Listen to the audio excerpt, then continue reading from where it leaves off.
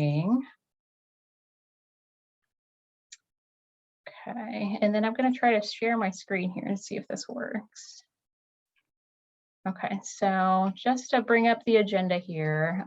So with the provider updates, and feel free to stop me if you have any questions or comments any way here with any of this. But the DSP Support Program, we do have an update on that. We've been doing that, I think, through September of last year.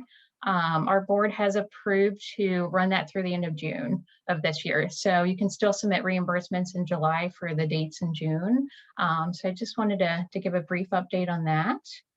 And I believe provider feedback, this was on the last agenda that we sent out, but again, I just wanted to include it on here. If you guys ever have any feedback or if there's anything you'd like to see us do, please leave feedback. We'd love to get it from you. And a couple other things, and these are always in those Memo Mondays if you're subscribed to them. If not, I highly recommend it. You can go onto DODD's main site, and at the very bottom, there's a subscribe button, and you can get access to a lot of great updates through them. But so there is something on the ICF side. I don't know if we have anyone on from there, but I will kind of just briefly go through that. They are providing kind of crisis staffing supports in emergency situations. So you do have to kind of prove that you've exhausted all resources and can't find staff. If so, there is a new system. They're saying it's R3AP is the name of it. And I will include a training module in the meeting minutes to link over to that if you need to look at that. And then let's scroll down here. So then another kind of update is the 2021 DSP compensation survey. DODD launched this in April 4th. And so this is going to require all agencies that provide routine homemaker personal care to submit this survey. It is due by June 30th. And again, I will have a link in the meeting minutes that has a training video. It's very helpful if you have questions as you navigate that process. One kind of quick thing to note on that, the email that's coming from, it's right here. It's Verity, no reply at hsra.org. So it's coming from like a weird email. So hopefully it doesn't go to junk email, but if you see that, click on that and reply to that and complete that survey. And then the behavioral support strategies role. So there has been some changes going on from DODD with that. So I wanted to kind of briefly talk about that. And we will have more to come with that. So DODD's releasing a lot of trainings coming up. So there's definitely more to come with this, but I will embed the kind of the significant changes in the meeting notes and the implementation plan. So both of those will go out as links that you can kind of see, what's happening. But again, a lot more trainings will come kind of shortly with that. So look for that from DODD. And then P&M, so this is kind of a big update. So they were supposed to roll this out, shut down the initial certification window for providers. That has been pushed back. So they have reopened that window for agency providers, independents, everyone can apply to be a newly certified provider. And they're looking at that to happen in October now. There's no set date, but the earliest would be October when they would shut that system down, switch to the new platform, and when that window of applications would close. So everything is up and running, which is great news. And then there are some trainings on here. The nursing compliance and quality assessment, I'll have a flyer in the meeting minutes on how to register for that if you're interested. This is very helpful. So I don't know if you guys have had a chance to click on the OSAS provider training series, but they offer a lot of different topics each month, and they're very helpful. They're well attended. Providers are giving great feedback on them. So these are some of the topics and trainings coming up and how you can apply to those if you're interested. And then also they're doing another June frontline forum for DSPs. That information's there as well. And then our upcoming meetings are listed down here. I think currently we're going to keep them virtually, but we'll kind of keep you informed if that changes in the near future. Go ahead and stop sharing my screen. Did anyone have any questions? I went through that rather quickly on anything that we just talked about.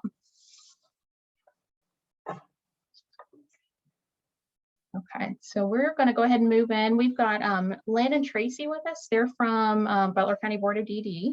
And I know last go around at our last meeting, we've been talking a lot about technology first and that new rule that DoDD released, and really kind of just focusing on, the benefits of that and how it creates more independence, how that is also kind of helping with the, the staffing crisis as well. So Lynn and Tracy, whenever you're ready.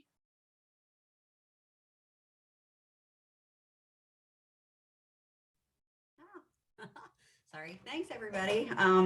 It's good to meet and to see folks. Thank you for your time. Very much appreciate it. I'm really, so I'm the data management coordinator with the board.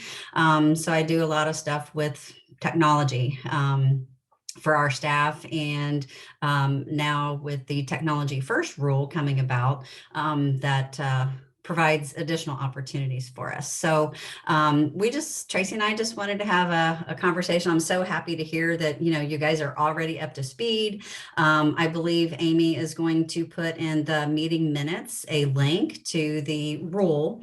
It is in effect. It became in effect April 21st.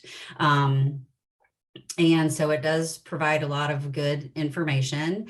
And then also, I don't know if anybody had the chance to get on or attend the webinar, the Technology First Rule webinar that was on May 12th. So there is a PowerPoint that Amy is also going to include in your meeting minutes. It's really, really helpful and a great tool. So as part of the Technology First, come about, then what we have done is there are actually 10 of us. There's 10 core people with the board. Amy's one, Darren's one. I don't see other folks, but Tracy, myself, that we have developed for our agency. It's called Thriving Through Technology Team. So through our team, we're in the planning stages and developing it. But our goal is to come together as an agency. And this is across the agency. It's with early intervention through adults. But our goal is to support you. And to support all of any teams and families and individuals to kind of get more acquainted with technology, to brainstorm, to think about things and work with, not only providers, but also remote support providers and assistive technology providers and whatnot. So it sounds like you're already up to speed with a lot of that stuff. So I'm going to turn it over to Tracy now. And she's going to talk maybe a little bit more about how, our goals are to help you. So thank you. Hi, everyone. My name is Tracy Shepard. I'm the SSA training supervisor here at the board. And in an attempt to support providers and support individuals, what we're doing is we're really incorporating technology first, not only through the planning process. The Ohio Individual Service Plan has technology embedded in the assessment under every section. So our SSAs are going to be having that discussion with every single person we serve in all areas of their life, like how can technology be utilized to help enhance the services that they're currently receiving. So those are going to be the discussions we're going to be having. And in return, as teams, we're hoping that technology is going to be supported by the providers and how we can also help utilize staffing in a very specific arena and area when we do authorize it, instead of having a blanket 8 hours of service, really being very conscientious of exactly what the need is and providing that service in that time frame so that it's most impactful while the staff is able to be there. And then hopefully that staff can then support additional people, still get their 8 hours in, but just be very targeted, very intentional, and very specific in the timeframes that they're serving that individual in that home. So those are kinds of conversations we're going to be having with teams coming up. So just want to make you aware as providers, as you're sitting around the tables, having those discussions and helping to plan and kind of organize those days, how we can use technology to help fill some of those gaps in the staffing patterns that we're seeing. And in addition to that, like Lynn said, we are looking at this technology first as something across the agency, interdepartmentally. So how can we come together as a team within the agency to help problem solve and find different solutions and be those supports to the entire agency? So that's the intention also behind our team. It's really all we really wanted to present to you today and kind of have that conversation, let you see who we are and know that you have some contacts here at the county board as well, to help support you through this technology first. And if you have any questions or anything like that.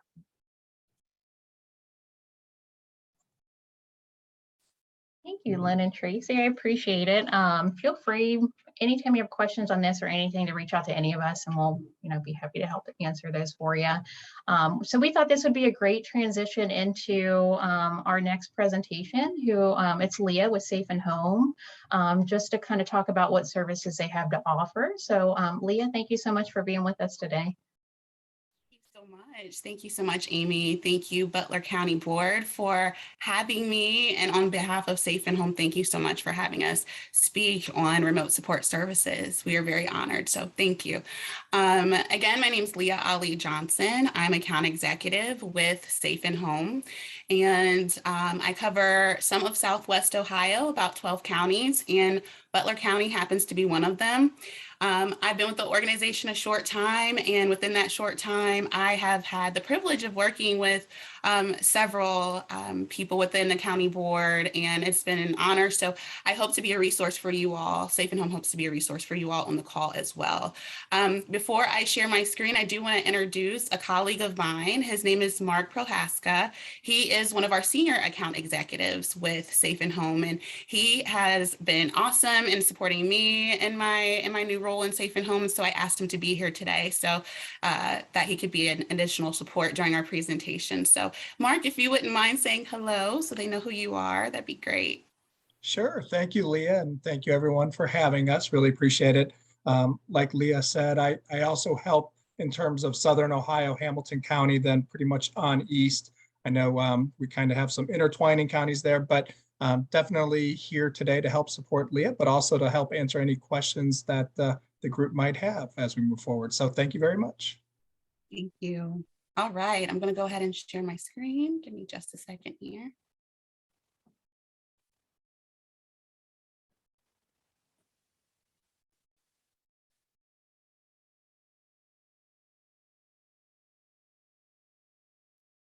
All right, can you all see my screen okay?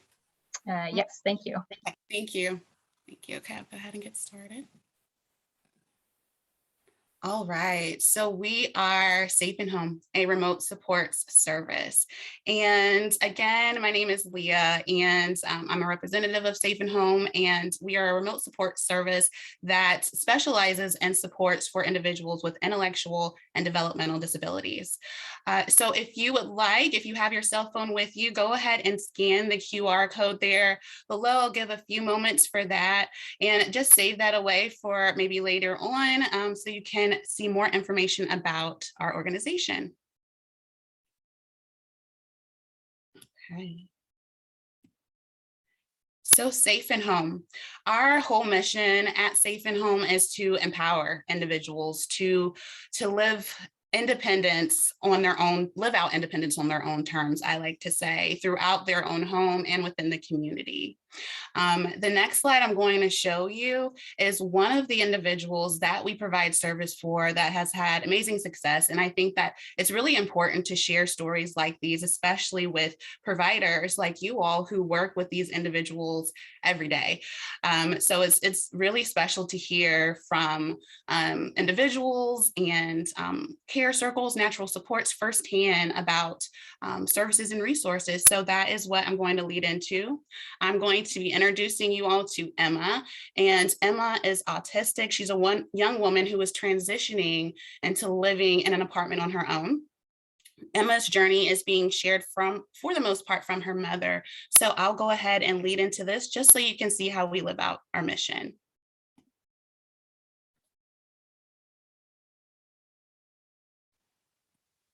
Emma is a 24-year-old autistic. She has a seizure disorder, and she is what we refer to as an unreliable speaker. So she has some speech. Have fun, eh? It's been nice day.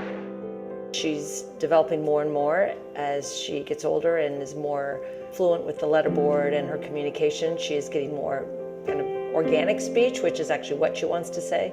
But like a lot of autistics, a lot of what she says is not what she wants to say. Hey Emma. Hello, good morning. Say good morning. Do you think so?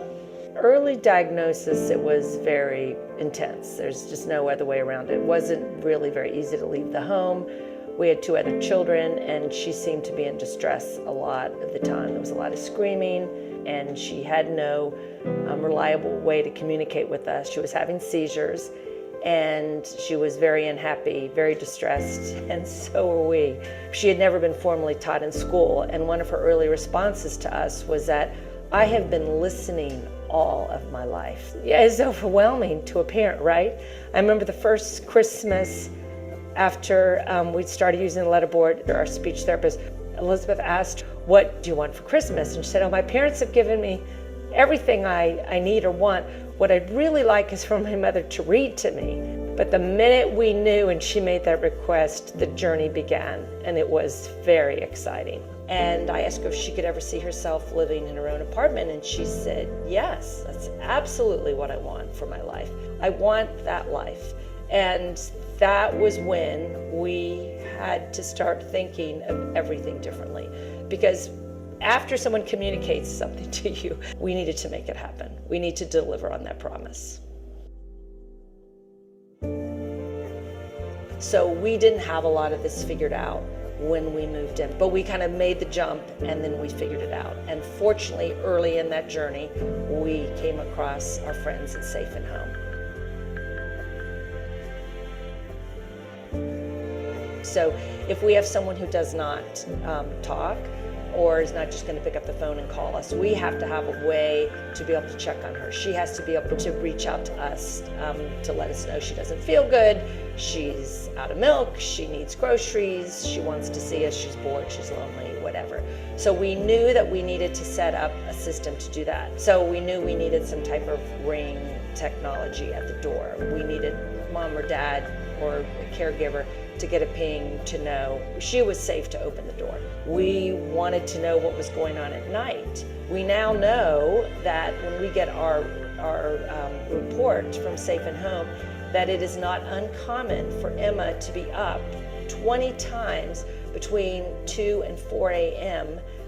Doing I don't know what. They're not cameras, which is wonderful. It protects her privacy, but we know she's up and out of her bed and doing something in the bedroom. So if she's having more seizures the next day or she's really unregulated, I now know why.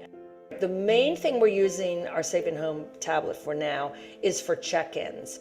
She is used to hearing the ring, having her go over, touch the tablet, and seeing one of her friends at Safe and Home, greet her and her to get comfortable with them and have a conversation.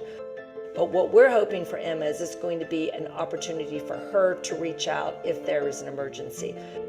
Emma and her friends should be able to go out for a walk by themselves. They would not need us to always be going with them, that they're learning safety on the streets. But with all of them wearing the device, we know if anything goes wrong, we could always find them with the GPS system. I don't even think I understood what a big deal it is for someone to take care of their own medications. She's mastered this huge task that she needs to do to be able to live independently. So the device goes off with a beeper. She may or may not get up to it right away, but the beeper will go on until she addresses the medication issue. And mom or dad get to continue to do whatever they need to do wherever they are.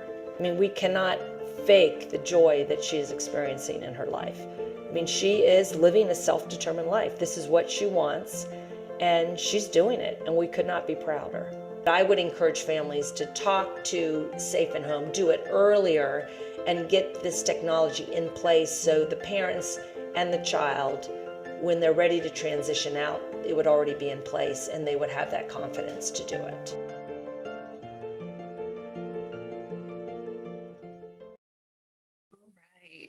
Well, Well, thank you for viewing the video about Emma's journey. I absolutely love that video and I share it as often as I can.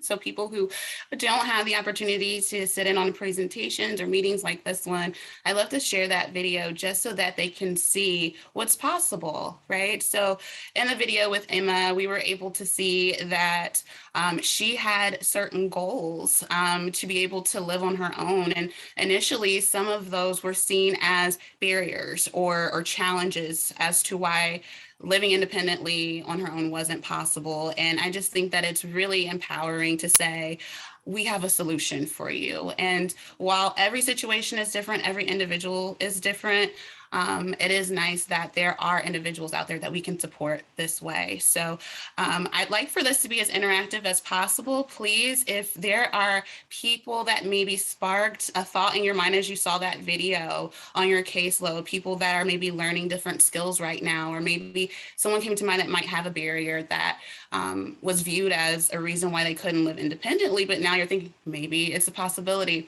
Drop that in the chat, feel free to, and we'll definitely come back to it towards the end of the presentation. Okay, so remote supports, what is it really? It is a service, it's not a thing.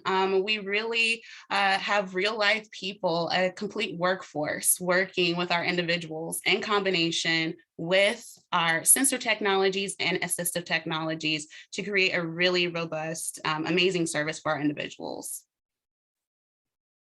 So this is a graphic that I enjoy sharing as well. This is an example of what a home setup with Safe and Home may look like. The sensors that you see are the small blue dots, the small blue circles throughout the home, and those could be sensors or the assistive technology, such as a tablet, which you saw Emma utilizing in the video that we communicate with our individuals through. Sensors themselves, also shown in the video, and again, they are sensors, not cameras, so our individuals do have that privacy. And then, of course, assistive technology like Ring doorbells as well. So all of that technology is a part of our integrated system, and it communicates to our remote support staff who are available 24/7. So they're receiving these alerts in real time. So here we are wanting the focus to be on the person. We're sharing with you that our focus is always the individual. Even during the process of consultation, when we're just learning about the individual and how we could potentially support them, we want to make sure the focus is on the individual themselves, their goals, their likes, dislikes, triggers, all the things, because those come into play with this service. It's not just about the things that can support them. Again, into remote support services, there are 5 elements. Number 1, again, being the individual, but also the remote support staff I spoke about, who is available 24/7. We have our sensor technology like motion sensors. And then we also have assistive technology that are more tangible items, such as tablets, medication dispensers, the doorbells, Ring doorbells, and also the GeoComm device, which I think it's phenomenal too. And I try to share as much as I can. That is what you saw Emma wearing in the video. It's a geolocation device that has a calling feature. So it's pretty cool. And then the last element would be our weekly reports. I think that this element is crucial when it comes to working with providers specifically, because they are able to see exactly what has gone on in the home with the individual that we're both working to serve. So it gives a really a very good picture of what's going on. So weekly reports are also referred to as care notes, and we will talk more about them shortly. So again, our service is person-centered. We like to help create individualized solutions. So no solution that we come up with for an individual is exactly the same because they're individuals. Everyone needs something differently, and not everything will work for the next individual like it did the last. So everything is custom. As far as the solution. We like to foster a learning environment. So we support them in integrating this technology into their lives. We encourage this being a step and independence for them, whether they are still living in a home setting or they are living in a setting with supports or transitioning to living alone. And then again, we have our remote support staff who's always directive, never directive, always supportive, when it comes to supporting the individuals that we have on service. Okay, I would like to share this example with you all. I had worked in healthcare for the past 10 years. So when I saw this example, when I thought about this example, I could relate to it. So I'm sure you all, many providers can relate to this example too. This example is about a young woman who was utilizing 911 for everything that she probably should not have been, reaching out to them for things such as how to turn water off in her home, how to care for her pet, not sure if it was okay to answer the door for certain visitors. And while those are real, issues that need to be addressed, 911 isn't the solution, right? That's for emergencies. And so we like to welcome a new learned behavior instead of reaching out to 911 immediately. We want our individuals to think remote supports. We want them to think safe and home. They are also there to support me. So with this specific individual, she was then able to direct those questions she was typically reaching out to 911 for to our remote support staff. And they were there to guide her and to help her to make decisions on her own. So more about our remote support staff. They are fabulous. We would not have the service we do without them. Again, it's humans to human connection. They are non-directive. They work to really foster authentic relationships. Again, that goes back to the initial process of consultation. We want to know about the individual. And that's why we work hand in hand, of course, with our county boards to gain as much knowledge as possible about the individuals themselves. Our remote support staff's focus is on continuity and stability as well, developing those decision-making skills. They do go through state required training in addition to ACT, which is acceptance commitment therapy, and it's a training in behavioral technique. So they work in a HIPAA compliant workspace, and we're really happy to have them as a part of our organization. So this is an example of one of the reports our remote support staff may see for an individual. This is a report from the sensor technology. So the sensor on the bottom is what is producing this report here. So we are able to see, remote support is able to see exactly an exact pattern of what this individual, where this individual was in the home throughout the day. So that is really great information for, and can be great information for a variety of reasons. I will go the second graphic up is a sensor called an auto stove shut off, which a lot of our individuals who are living independently have benefited from as well. And the top sensor is actually a water leak sensor. So if someone happens to be running the water in the bath a little longer than they're supposed to, or dishwater, or whatever, that can assist in us having a solution for that to not happen. So again, our sensor technology passively tracks activity or inactivity. And the system is a predictive system. So it basically learns the individual as they are on service. So they're able to predict their routine essentially. So if something is out of whack, we will receive an alert. We'll receive an alert about any activity outside of their normal living patterns. And then we, as remote supports, will have the capability to then alert the care circle from those alerts. So, and then we have the data also that can assist with improved support of the individuals. So in this image, this is another one of our individuals utilizing assistive technology, one of our tablets, to communicate with remote supports. We have communication devices such as the tablet and the GeoComm device that I spoke about earlier. It also has the geolocation feature, and it can work both in-home. We have devices that can work both in-home and within the community, which I think is great. And we also have the medication dispensers and reminders. We have locks. We have a variety of devices, which I think is fantastic because we're able to then have more flexibility with what we're able to customize for our individuals. But not everyone needs everything, right? But it's just nice to have different ways, different availability of devices to offer solutions. Okay, so here's an example of what a weekly report or care notes may look like.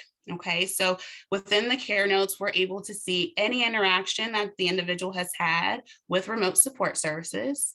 We're able to see any handoffs between the provider and remote supports. We're able to see daily living activities, kitchen and bathroom use, home entry and exit times, medication management, and also sleep and wake activity. Here's an example of what a weekly sleeping activity report may look like. And it says here that these are estimated sleep times. So this is just an example.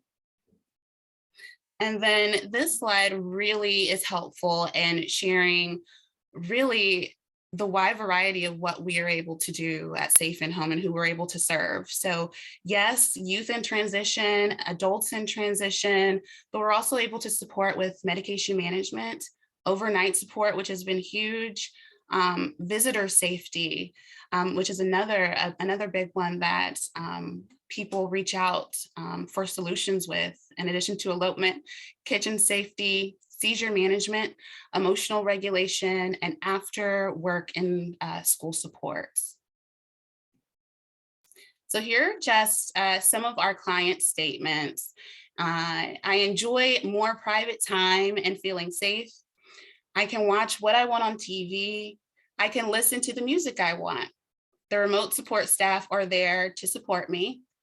I like not having no staff at nighttime. I am well rested when I feel safe at night. I know I am in control.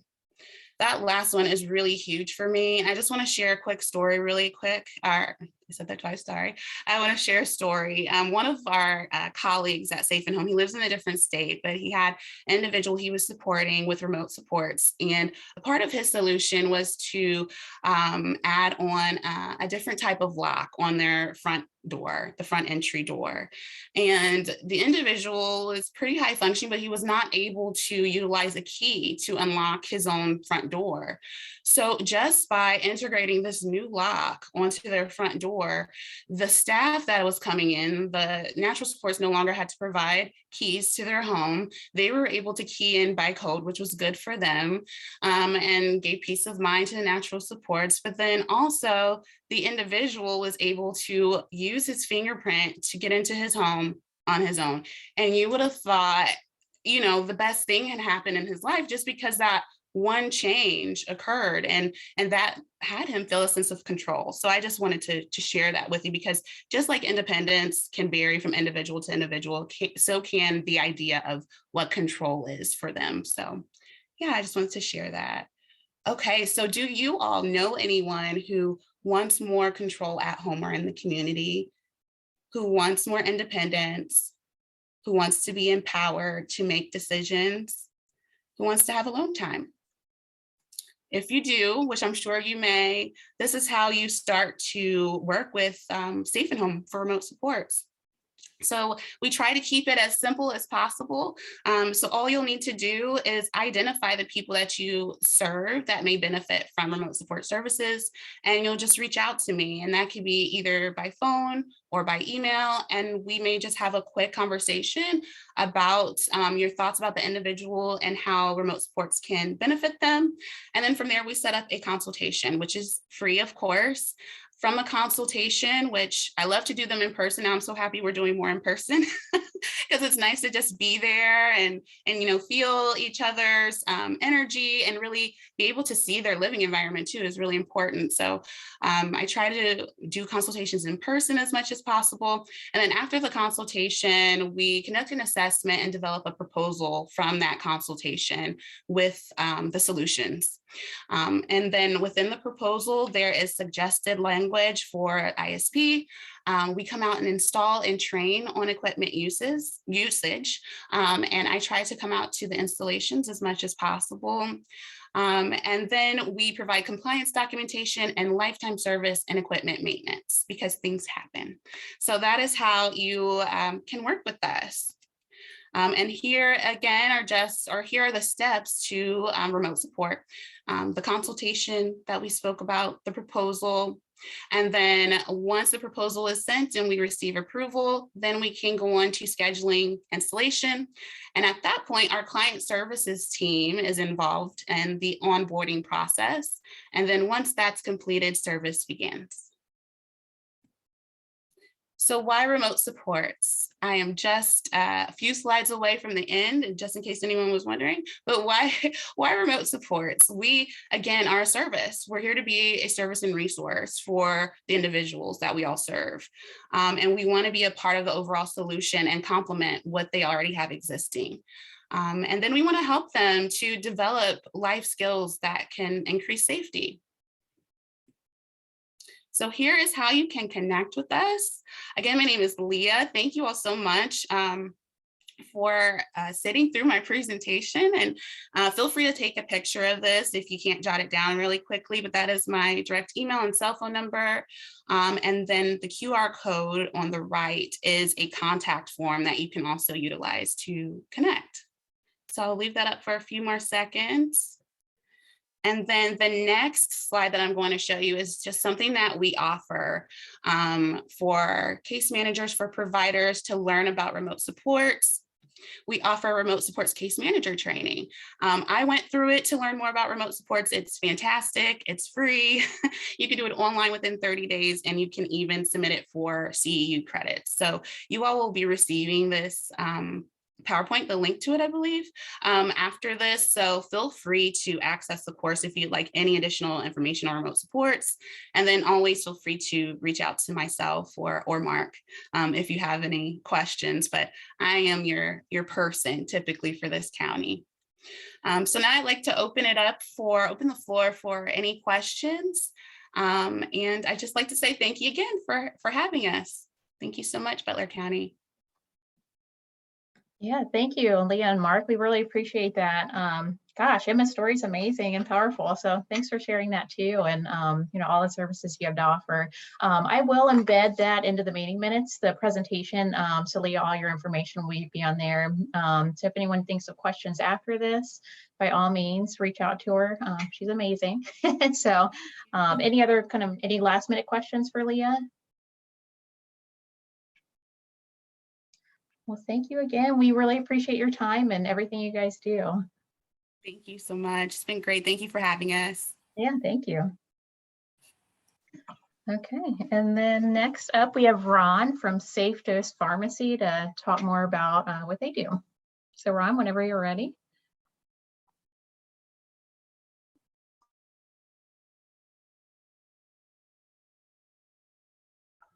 Can you hear me? Yes. Oh, okay, great. Finally figured that out.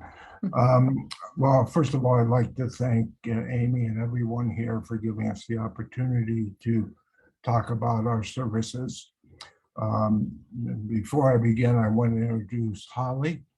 Holly Gillespie is our National Account Manager and can respond to questions much better than I. So she's here. So I need to share my screen.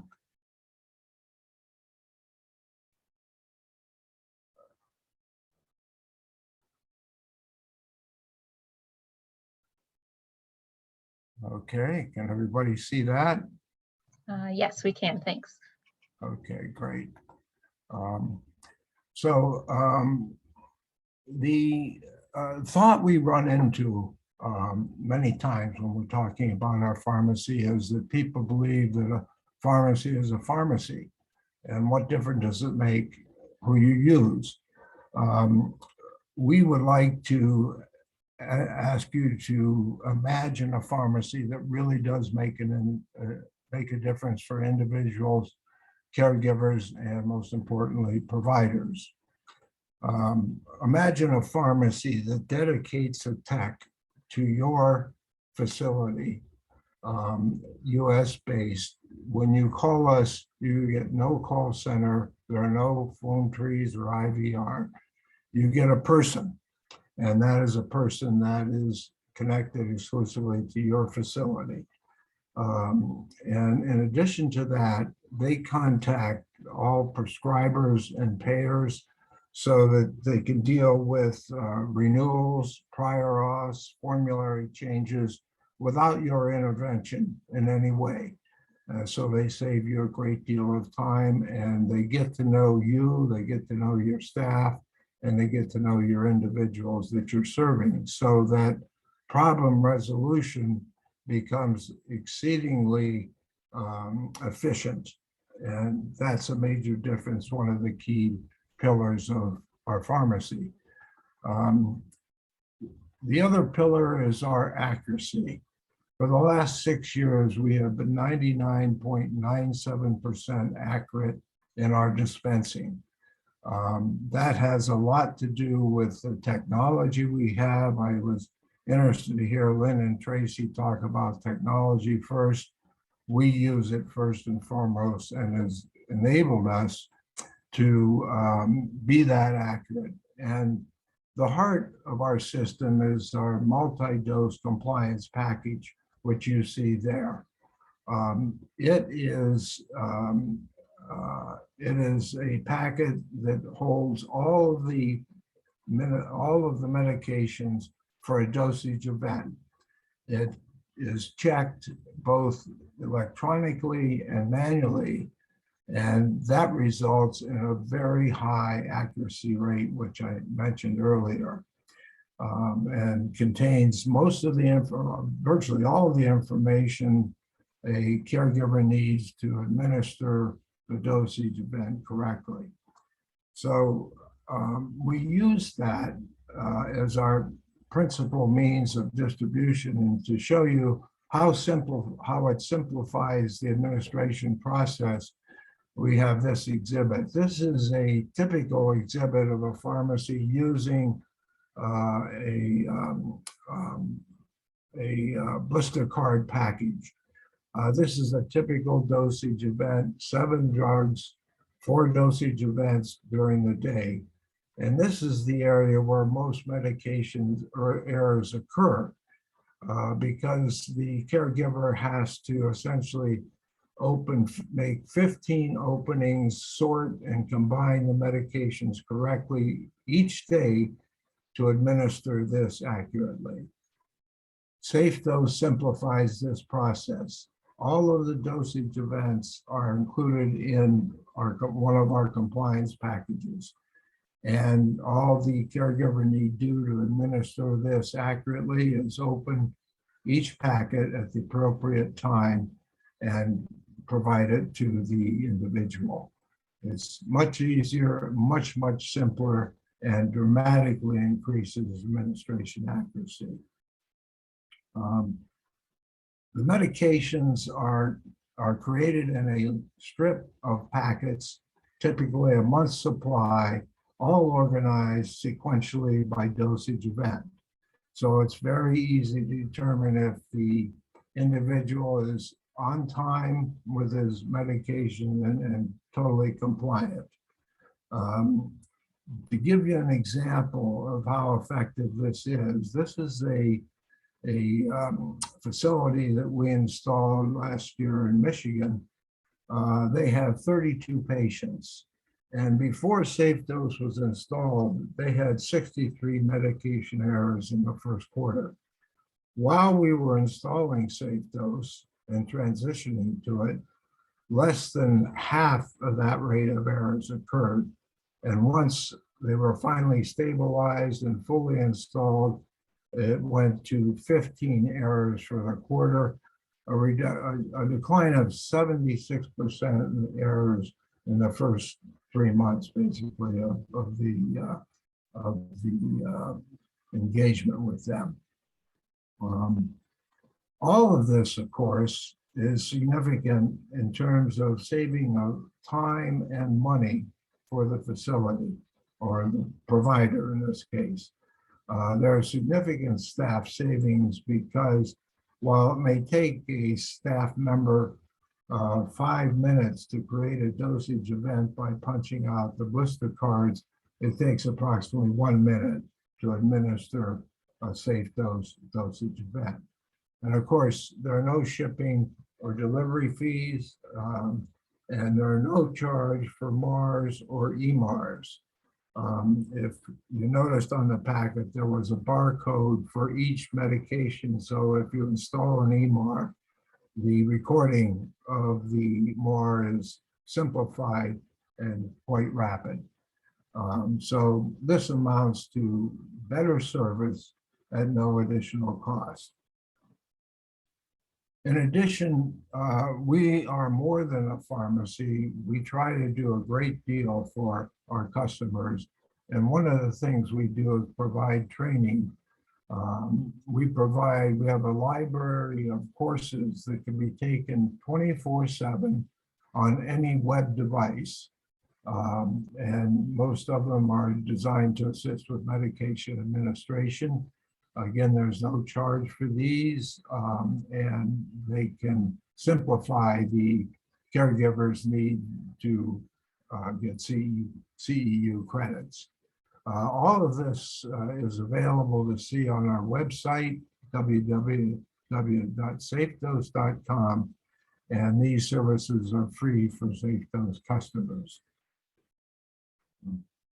So our value proposition phrase is, we are a pharmacy that cares for you so you can care for them.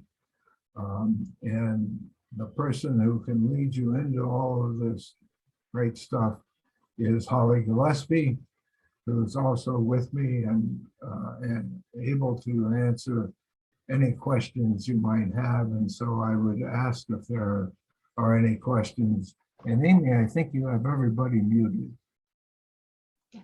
I do, yes. If anyone has questions, feel free to unmute yourself.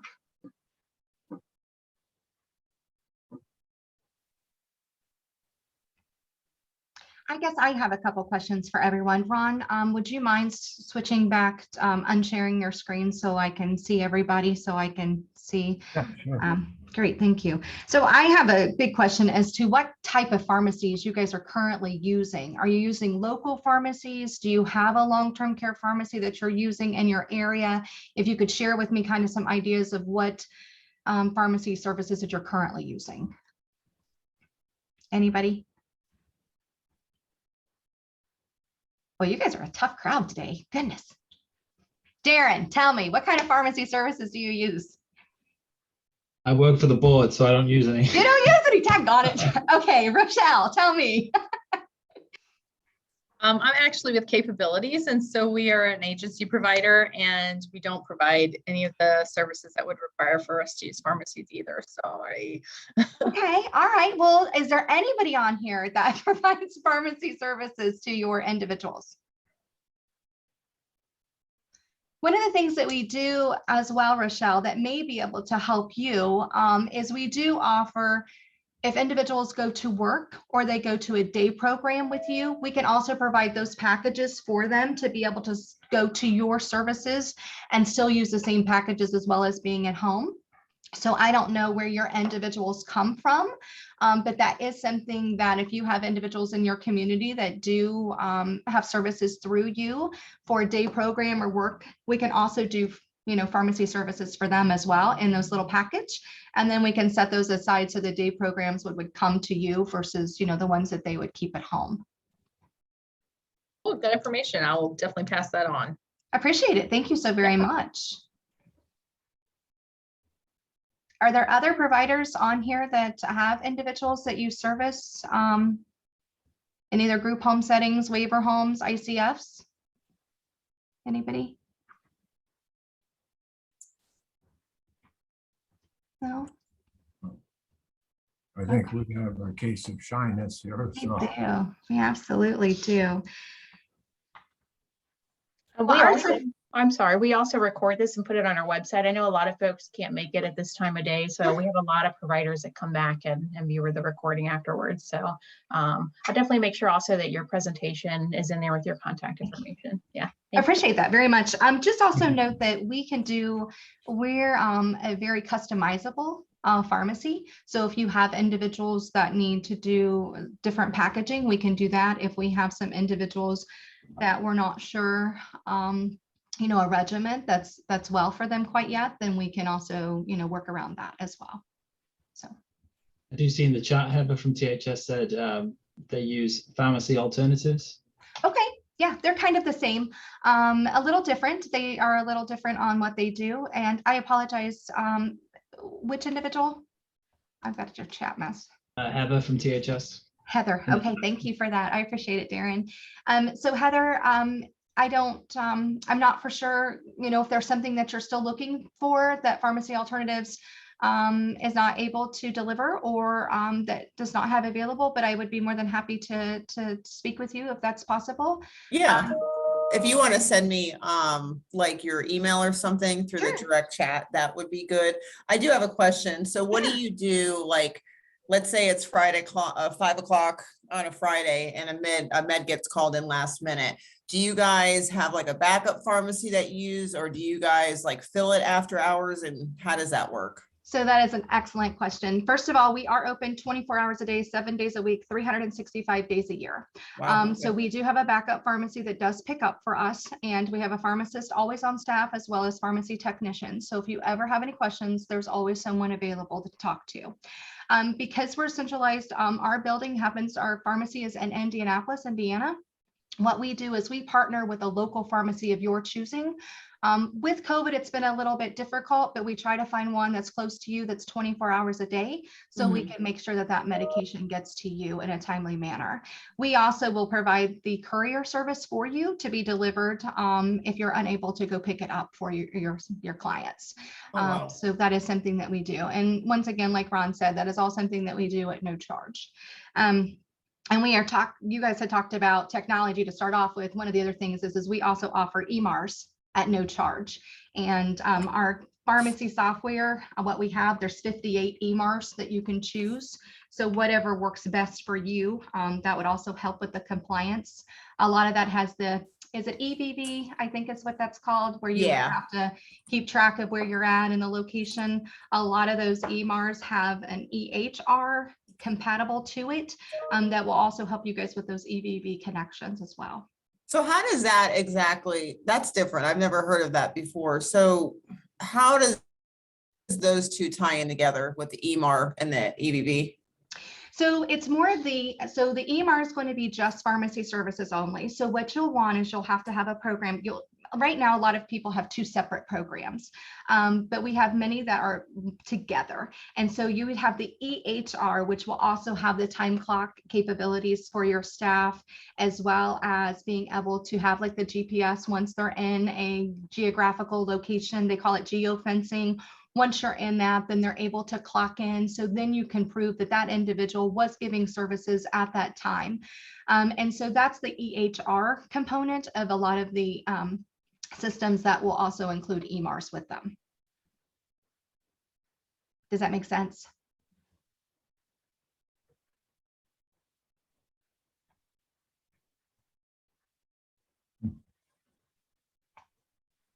I think she's on. Heather, you're on mute. So sorry, Heather had to step out. My name's Leah. I'm a program manager with THS. She asked me to pop on for her. That's awesome. Thank you for sharing that. I wrote it down so that. Well, and that goes back to everyone talking about the technology. I mean, like Ron said, we are more than just a pharmacy. We're here to help in every aspect that we possibly can. And part of that happens to be, part of the EVV, to technology, to bring that to you guys, to help with audits if you needed to do that. The EMRs to make sure that those, medical all that stuff is together, and even for your, health records. So all of that is part of what we do. Okay. And then with the EMR, so if you guys have a med that's called in last minute and it goes up to the backup pharmacy, are you guys loading that information in the EMR, or is that the responsibility of the nurse of the company? It could be either or. It depends on the EMR. They're all a little different. We can load it on the back end, or it can be uploaded by you guys personally. So it just kind of depends on which EMR is chosen and how that system and software actually works. Oh, yeah, we're definitely interested. I sent you a direct message with my email, so I would love to set something up. So thank you. I appreciate that. Yeah, absolutely. Is there any other questions? Anything about technology? Anything that we can help you with and any other aspect? Oh, I lied. I do have one question. Is this compatible to use with your cell phone, or do you have to use a tablet? Because I know some you can't use from your phone. Once again, it is dependent on which one. Some of them are cell phones, some of them are tablets, some of them are laptops. It even breaks it down into some of them are Chromebook versus, Windows based. So what we would do is once we have a conversation, we would find out how you use that technology, what you're looking for, and then I can give you a rundown of the individuals of the companies that I feel like might be a good setup for you guys with what you're looking for. And then you can do all the demonstrations and just, narrow down which one is best for you. Perfect. All right. Well, I look forward to hearing from you. Thank you. Thank you. Any additional questions? Anything? Anybody have any questions with? Hey, Ron. Well, we want to thank you guys for coming and listening to our presentation. And then please reach out to me if you have any specific questions, or if you know somebody that could use perhaps some technology and some pharmacy services out in your communities. Yes, thank all of you for listening in. We hope to be able to serve as many of you as we can. We're working with the Ohio boards for DD, and have several of them are working with us, I'm glad to say. So thank you. Yeah, thank you both. We really appreciate your time and sharing what you guys do. So thank you. And that's all we really had on the agenda, unless there is any other questions about anything else you guys have.